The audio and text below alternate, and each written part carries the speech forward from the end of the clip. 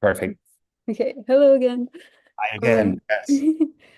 okay, so now we're gonna be going to the technical aspect and skills. So, Yeah. one of the reasons I'm very excited about this conversation is that I've always been fascinated by like how animation combines like two of my passions, so storytelling and STEM. Yeah. So it's just like something about like using technology and science to like bring creative ideas to life and to tell stories that resonate with people. Yeah. So I was curious about some of the technical aspects on what you do at Pixar. hmm So my first question would be, what are some essential skills or software tools animators you at Pixar use? And could you share how like Pixar blends traditional storytelling with cutting edge technology? Sure. Absolutely. So, this is a funny story, but I went to a lycée in my country, and I noticed the lycée I went to was very uh, academic and scientific, but there was very little art. And I always wanted to do art. So when I graduated from the lycée, I came to the US and I did only art. And I always thought, oh, I wish I did art before in the lycée, but there were no classes. When I joined Pixar, I quickly realized that you need both. You need the training that the lycée gave you, which is more scientific, more technical, and then you need the artist in you. And you can't have one without the other. At Pixar, we usually say uh, art challenges science, technology, and technology inspires art. So art challenges technology, and technology inspires art. So you need both of them. When I started at Pixar, it was fairly technical. So what was nice at the time when I started in 97, you got 12 weeks of training. So although I've been doing computer graphics and programming, they had their own language. So you had to learn that language, which and the training was phenomenal. So that was okay. But the important thing is in college to balance, if you want to be in this industry, to balance your background with technical classes versus artistic classes. I think those would be really, really important skills. That said, this would be like half of Pixar because half of Pixar is made of engineers and technical directors. Technical directors are people who do lighting, surfacing, camera effects, and all that. They're kind of under the same umbrella. If you want to be an animator, I would say it's less about your technical skills and more about your performance skills, acting skills, writing skills, drawing skills. So it's a little bit of split. We have very, very few animators at Pixar that can go and do technical work, and we have very, very few technical directors at Pixar that can animate because they're very, very different. But I can tell you in general, 99% of the time, our Pixar directors, they come from animation or story, 99% of the time. So if you aspire to be one day a storyteller, a director, I would say the skills that you need are probably rooted in film school, performance school, uh, animation, drawing, art, and all that. If you aspire to be a visual effects supervisor, so that's the opposite, like the technical part, then you would go to a school that combines art and technical programming, like languages and tools and software you use to create three-dimensional worlds. Um, Here's the best part about animation, and I know it's Pixar is like 30 plus years old. It still is a very young industry.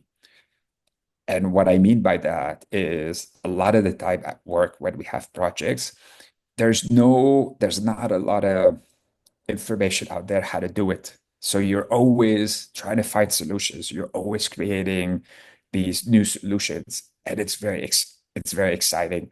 It's not like you're working at a place where here's the rules and just follow the rules. There are no rules at Pixar. We know what we want, and we just need to figure out how to get there. That's it. That's all. So I would say whatever education you get, it will be useful because it's just training your mind to think differently. I think lycée students specifically because they're bilingual or trilingual, the fact that your brain works in two or three languages, that's how I process work because I will have a scene that I need to light. And in my mind, I'm like, I can light it like this, like that. Maybe this, maybe I start talking to all three ideas and then I'll try something. So I think being a lycée student has definitely gave me an advantage. To be honest, how I work at Pixar, I'm very uh, my work ethic is very high. Like compared to all my colleagues, they know that I work hard and I work long hours. But that's how we were at the lycée. Like you always had to study hard and very exigeant مثل ما بيقولوا. Like how we say. And then your other question was, can you remind me? It's about this animation. Um, The last how, question? yes, how Pixar blends traditional storytelling with technology. Yes, yeah. So kind of what I said is storytelling is we used to call story king, like it's the king, literally the king at Pixar. You can have the most beautiful images, you can have the most amazing effects, but if your story is not captivating, you lose your audience immediately, right? So storytelling is the most important thing at Pixar. It always challenges us. When Pete Sohn, the director of Elemental, came and said, "I want to tell a story about two immigrants that fall in love together." And we're like, oh yeah, yeah, we can do it. And then he said, yeah, but she's fire and he's water. And that's like the yin and yang, the metaphors. I'm like, oh my God, you're crazy. Why do you want to do a water character? No one has ever done a water character in CG. It's because it's way too much. And how do you art direct fire? Fire is just too hard. And what if it's not appealing and all that stuff? So I would say that we put zero restriction on story, whether, whatever the process is, traditional or not. We want them to ask for the sky and see where we can develop and what we can give them back. So I feel it's a very healthy relationship, but it definitely has been and will always be that story will challenge technology and the way we make movies, no matter what. If you look at Toy Story 1, Toy Story 2, 3, and 4, you can see the evolution of the complexity of the visuals. And then Toy Story 4 had uh, um, Carnival was 30,000 light bulbs. Toy Story 1 might have had maybe five light bulbs. Like everything gets uh, bigger and like the appetite gets bigger. But that's not like the purpose of story is not to just become bigger. It's just to go places that, are pretty hard to to do and maybe places where people have not experimented before. That's hopefully what we will continue to do, which will make it exciting. That's very interesting. Another question was, so lighting is such a powerful storytelling tool, and so the question was like, how do you approach lighting to set the mood or tone of a scene, and what's the process of creating a look for a Pixar film, and how you ensure the visual style stays consistent throughout the project? Yeah, yeah. So as I mentioned, we have 25 to 50 lighters. It's really important, whatever they're creating together, that it all looks right and it all feels continuous. I always say it's very easy to make beautiful images. It's very hard to make connected images. It's very hard to make images that resonate with the audience. So my job is number one is to check with all 40 lighters every day. And if I see one lighter making something beautiful but going in the wrong direction, I will say, please go talk to the other lighter and please talk to this person. So we're always talking to each other.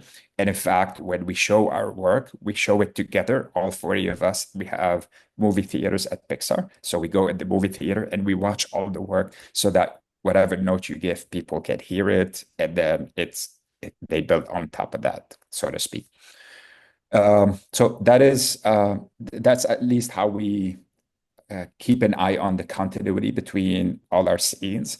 I also mentioned at the very, very end of our process, we have this process called color grading.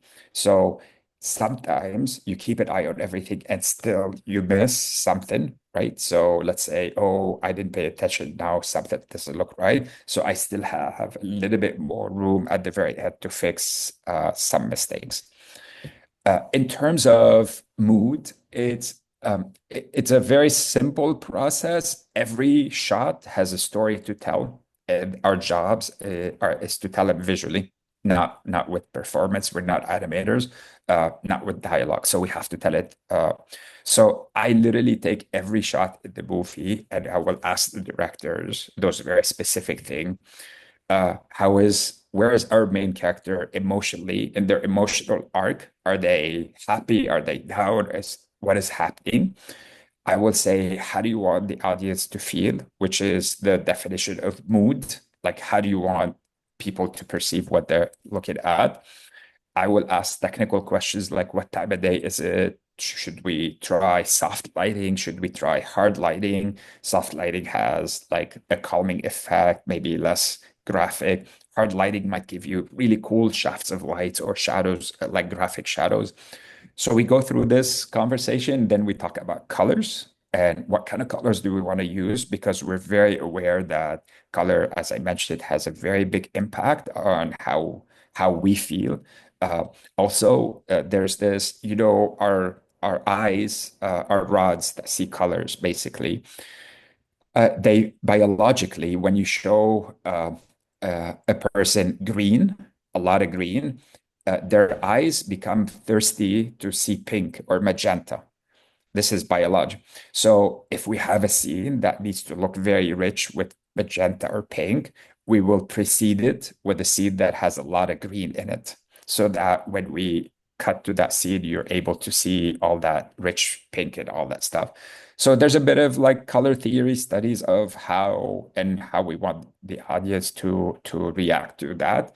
Um, I also talk to other departments. If a shot has special effects in it, I have to talk to the effects supervisor and say, what are you guys planning to do? I noticed here maybe there's an explosion. How do you want these pieces to look when we light them and all that stuff? So, but those are like I would say the first steps in making a shot. And then usually after a day or two, the artist will bring it back and say, here's what I have. And then you just react and say, okay, this is working. Maybe this is not great. Maybe we try to move it. Oh, by the way, when you change this, the shot after it, make sure you do the same so they don't look different and there's continuity. And we do that process usually for a week or two. And then we have 20, 30 shots that look good. We call it a sequence. And then we'll go show it to the director and say, okay, give us your notes. This is the first time you're gonna see it. We usually show it multiple times. Sometimes the director will comment about lighting. Sometimes we'll say, you know what, this animation that I liked before, now that I see it with lighting, maybe we should push the pose, the silhouette, or whatever. So they start giving notes. And we do that process a couple of times before the director says final. Final means I'm happy with the sequence. I don't need to see it again. Now we can create it at a high resolution, and then that will be the sequence we show the world. Thanks. That's very interesting. Of course. So I think that wraps up the technical aspect and skills part. So now it's gonna be the last part of our interview. So Yeah. what advice do you have for students who want to create their own animations? Yeah, I say a lot of my observations, some of the most successful movies we've made come from a personal experience. So if you get brilliant element of personal experience in the animation, I think you will be invested in it. I feel most of our successful directors at Pixar are always telling stories about themselves. So, and it doesn't have to be literal. So, I'll give you an idea. Elemental, our director Pete Sohn is Korean, and he in real life, and he married an American girl. And obviously, these are two cultures that have clashes. So he made a movie where a character, Amber, is made out of fire, and another character, Wade, made out of water, fall in love, which is logically they can't even touch, right? Because they'll kill each other. So that was like an abstraction of his personal experience through an animated movie. He created that. I mentioned how Finding Nemo, Andrew Stanton just had a baby, and he created a story about a fish that has a newborn son and how they survive in the wild. So keep it personal without having to be literal. I think that's really a good starting point. I think you will be more invested in it that way. Uh, be uh, be open to the idea that when you get feedback on your piece as you're building it, be very open. Don't push back because it's very hard when you create your own thing not to be subjective and you see it from your own eyes. But when people see it from the outside, they can be objective and they can quickly tell you what's working and what's not. So one thing I did tell you at Pixar is when we make our movie the first 2 years, every 6 months we go to some secret location and we show those storyboards to people, to an audience, and they have to sign a piece of paper, an NDA, that they can't tell what the story is about.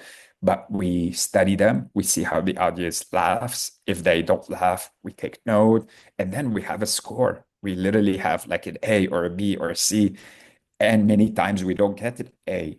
We have to rework the story.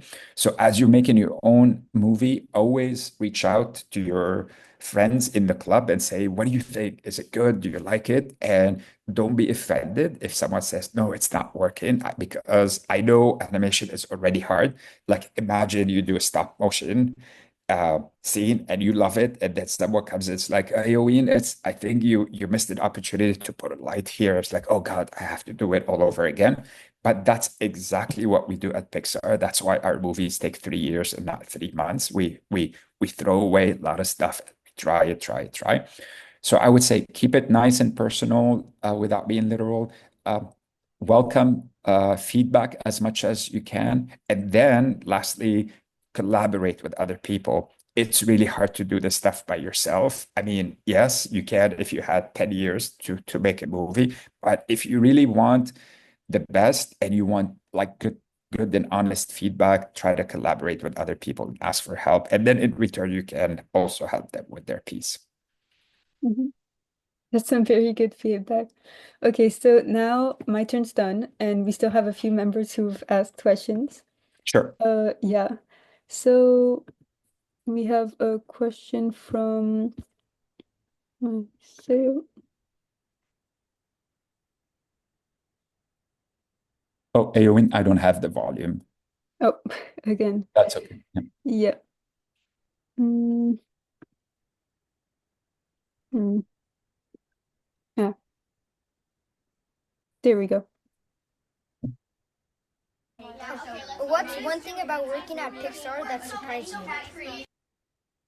What's one thing that working at Pixar surprises me? Uh, that's an easy one and a great question. The most amazing thing about working at Pixar is the people. Uh, I I came straight from college to Pixar. I've been at Pixar almost 30 years, so I did not work anywhere else. But I know a lot of people who worked in many other industries and came to Pixar, and they always say the same thing. It's a very unique culture. It's a very humble culture, very modest, very friendly. There's open doors everywhere. Uh, when you can walk anyone's office and ask for help, and they'll stop what they're doing. They come and help you. It never felt to be one day that I'm going to work. It feels, if you see the Pixar campus, it looks like a college campus. It feels like I'm going to college. Uh, I know a lot of people who met there and got married and have children. Like this is how, like, it's a beautiful community. And 99% of the time when someone leaves Pixar, if they want to go do something else, whatever, they always send an email and they say, the most I'm gonna miss are the people. People are the people who make these movies, the people who treated me well, the people who trained me, who mentored me. So I think that's the biggest surprise with Pixar is that I don't know if there's that many companies out there where it's like we're only 1,200 people, but we are such a tight-knit community as employees. And I think that's pretty unique. Okay. So now we have our final question. Um, okay. What animated film or artist influenced you the most and why? Yeah. Um, Animated movies. I like obviously anything from Studio Ghibli or Ghibli, Miyazaki. I love the abstraction in what they do. I met Miyazaki at Pixar when he came and gave a talk, and it's just every word he says has a lot of wisdom, and I really like how he thinks. Um, I would Ponyo was great, Totoro, all these movies. Like I can't think of a one that I don't like. I also like the classic Disney ones. I like Bambi a lot. I like uh, Pinocchio. There's so many. What I love about animation, and I did realize I loved animation, is as a kid, we lived with our grandparents, and we always had cartoons play every day from 6 to 6:30 p.m. And my brothers and I would sit on the couch with my grandpa, and my grandpa loved cartoons. And he always would try to explain to us how cartoons are made and how you have to draw and then draw again and draw. And then you flip the book, you do a flip book and you see it moving. And I always enjoyed cartoons. And in the back of my head, remember how much my grandpa, an adult person, enjoyed them too, but I never thought that I would want to be work on cartoons. I never even knew there's a job. And then 30 years later, when I was at Pixar working, I just realized why my grandpa loves this form of art because it's not just for kids, it's for adults. It could be very expressive, it could be very powerful. So I think yeah, there's a lot of inspiration. Someone asked me one time, "What's your favorite movie?" I said all of them. Like I don't even the bad movies, I learned something from them, and the good movies too.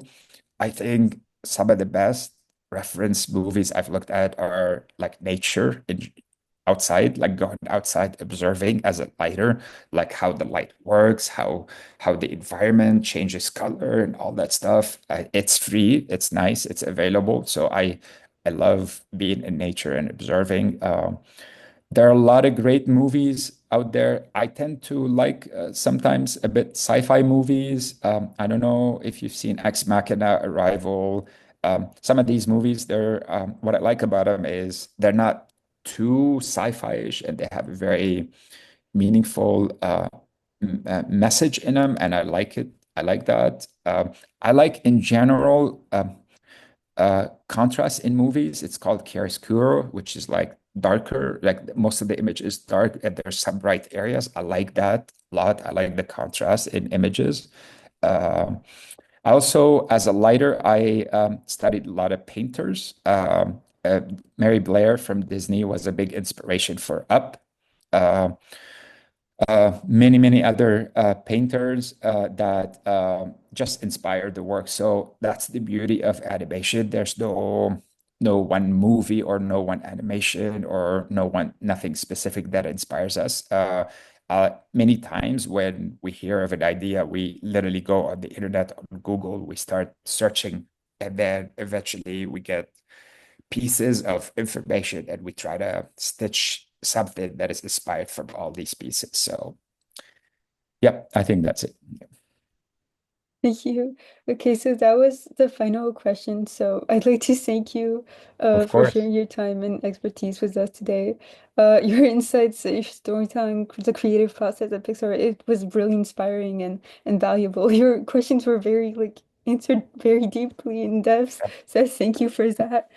Happy to. So on behalf of the Animation Club, we truly appreciate this opportunity to learn from you, and we'll definitely take what you've shared to heart as we work on our own projects, and we look forward to keeping in touch.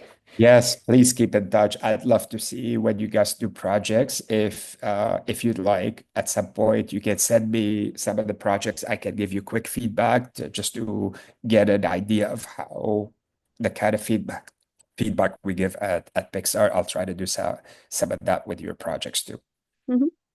I mean, we still have a little time. If you want, I can share Sure, please the. Okay. go ahead. Yeah, Um, Keep in mind that we only have an hour and it's during our lunchtime, so it's a bit of course. okay, let me find the screen. I'm gonna do Mm, something real quick. Yeah, it is, you know what? I'll find it somewhere here. okay. Yeah. Um, I'm gonna do something real quick. One mhm, second. yeah.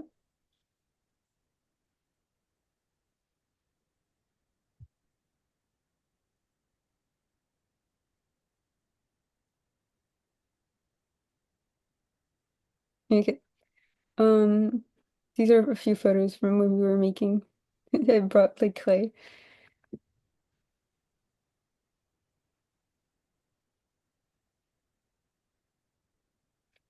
I love it. Yeah. Can you stop at a frame, maybe? Hmm. Um, Yeah. Yep. That's beautiful. One thing, I know, can I, if I move my cursor, you don't see it, right? Oh, no, here. Yeah, yeah. I can annotate, right? Yes, you can. Oh, yeah, okay, perfect. Here. Yeah, yeah. Oh, no, let me go annotate again. And how do you clear, clear? Oh, go back. Okay, so AOE, if you want to do the same interpretation of this thing, maybe there's a way to put light sources here, Hmm. here, and here. This is going to be tricky because that's the with stop motion, everything is miniature, but I think there's these tiny little lights you guys can buy on Amazon, and then try to dim, take the slide down a little bit, and then see what happens. I can tell you quickly what's going to happen. You're going to notice that this is not bright enough. So what you'll do next is, and they do this in live action quite a bit, out off the screen, outside the screen where you don't see, you put another light, like a flashlight, and make it light like this. And Hmm. you do one off screen right here and one off screen right here. And you'll have a very beautiful, nightly lit scene with like three different spotlights. Now, when you put a spotlight, if it's too close, you'll get very sharp spotlight, right? But if you move the spotlight away a little bit like the flashlight, you get some very soft light happening here. So you have this pool of light, you have that pool of light, and that pool of light, and it will make it maybe a little bit more Christmassy, more night like effect. Now, once you do that, because the light is coming from the top, you might say, let me see how I can clear all this. Yeah. Once you do that, you might tell yourself, okay, I need Santa's face is a little bit dark. So you might come off screen here and put another light, okay, flashlight or iPhone or whatever, and that light will just illuminate Santa's face, just a touch, which is great. And then maybe this character is equally important. So you might have to put another light pointing down at them this way, and then you illuminate the face. You know how we were talking about the face being like really important, especially the eyes. Now, I think because this is so close to this character, you might get a little bit of lighting here and it might just work okay. But because Santa is backlit, the light is behind him, and this light is very far, you might need an artificial light to make it feel like the side of his face is lit. Does Mhm. that make sense? Yeah, it does. Yeah, awesome. Thank you for such professional Yeah, feedback. Um, absolutely. yeah, I mean, it was like on a school desk, so Yeah, I know. But this is just a great beginning, right? Like hmm. this, Yeah. this you We'll start with. definitely like keep that in Keep mind, like maybe like take our exactly. own flashlights. Yeah. Hmm. Yeah, Yeah. because I want to go to one of your questions real quickly. And you say, I think the question is, how do you set the mood, right? How do you set the mood? Hmm. So anytime you see an image, anytime, ask your question, did I connect with it or not? Okay. And the question is, did I connect with it or not? It could be the way the characters performed. It could be the way the lighting was set up. Like there's a reason why you're like, oh, there's something that attracts me to that image. Right now, I think it's very festive and it's beautiful. It's also uh, like equally lit, right? Like all the characters are important in the image. Let's say you're telling a story and it's really about Santa, right? So in here, what you would do is maybe you dim the lights on these guys a little bit, but then you do add the light on Santa all the time it's coming off screen. You do add a light on Santa to make it more important. Your eyes, whenever you look at an image, are always looking for information. They're always asking, where do I need to look? If Santa is bright, Snowman is bright, and then the other snowmen are bright, your eyes now struggle to know where to look. Do I look at this snowman, that snowman? Because they're all three of them are important. So when you're creating an image, always ask yourself, if my eyes were to go there, where should they go first? Now, there's nothing wrong with your image because sometimes you want the audience to look at everyone at the same time, all right? Like if you have on the highway 100 cars in a traffic, you just want to look at 100 cars. Or if you have people walking downtown, you might want to look at all of them. However, if you want to go a step beyond that, if you're looking at 100 people walking downtown and you want to look at one specific person, you might do it with lighting, or you might make them wear red and everyone else doesn't wear red. So you can quickly see that. Or you can experiment with ideas like this. So I feel this is a great start. But then if you want to go to your next project, now start asking some of these questions. It will help you quite a bit. Thank you. Okay. Do you want to see the other one? Sure, sure. Yeah, I have to run in 5 minutes, but yeah, let's look at one more, please. Okay. And I'll remove my drawings here. Okay.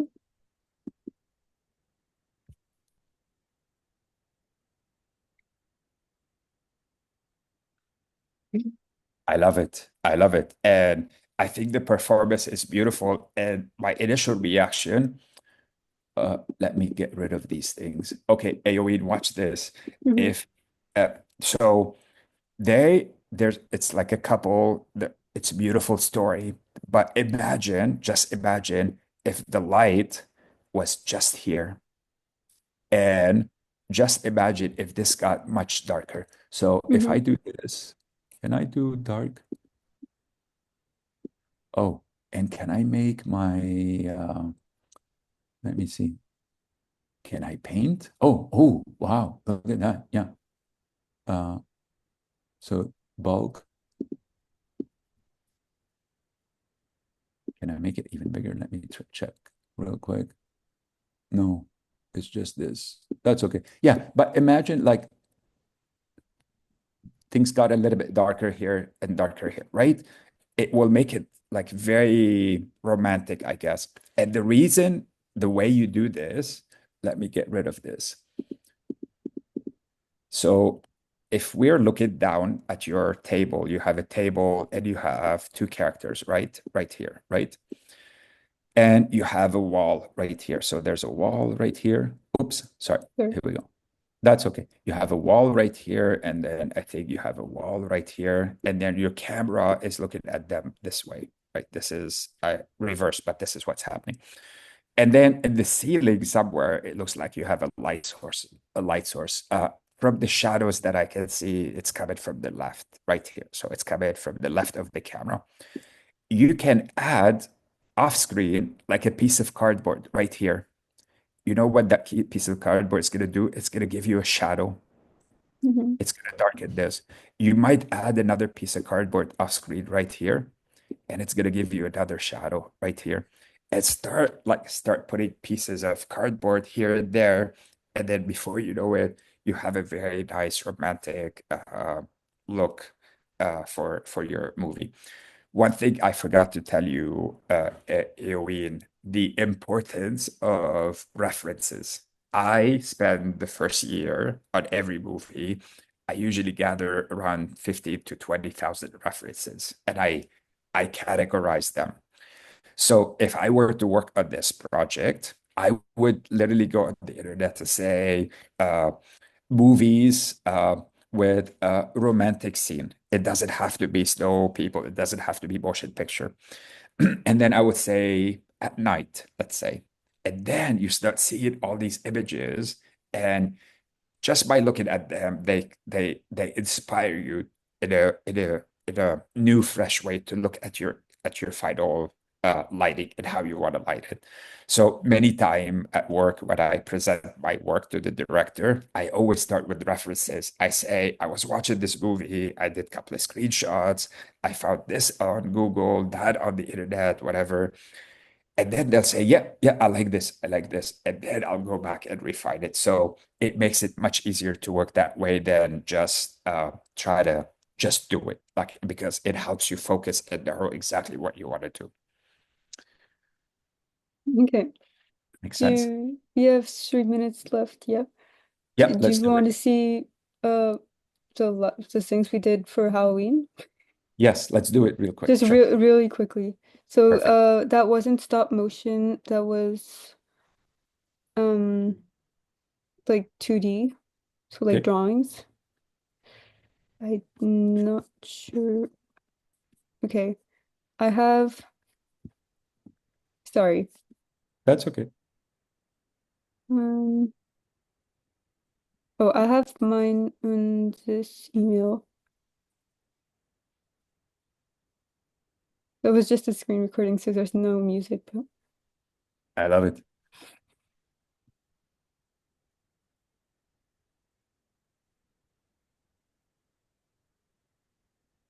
Nice.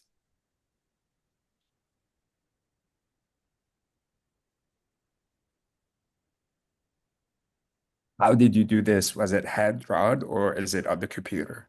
on the computer.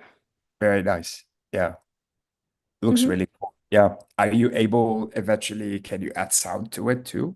Oh yeah, I mean this is just the screen recording I found first. Like I have Yeah, another version. I don't think it's on this computer, but yeah. that's cool. Um, Yeah, mhm. And very. then another person from the club has one if you want to quickly see. Let's do it. Yeah, yeah. We have 1 minute left. Let's go. Yes. Okay. If they would like me to change tabs, please. That's okay. Yeah. Okay.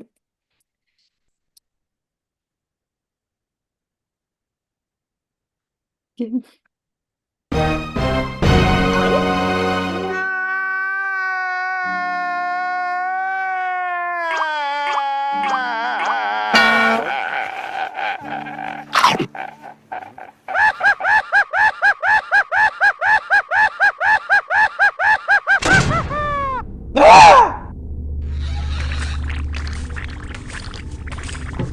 Wow. That's awesome. That's so cool. Yeah. Mhm. Yes, sound makes a huge difference, but like I said, usually in the beginning we do it, at least in lighting, we don't use any sound because we want to try to see if we can tell the same story without the sound. Yep. Okay. It's been fun. It's been great. And tell the club thanks for inviting me, but also thank you for all the questions. These were very thoughtful questions. I really Mhm. appreciate it. Yes, thank you so much for having us. I'll share this with them and they'll be very happy. Please do. Take care and say hi. Hmm. Thank Okay. you. You're welcome. Bye-bye. Bye. Bye.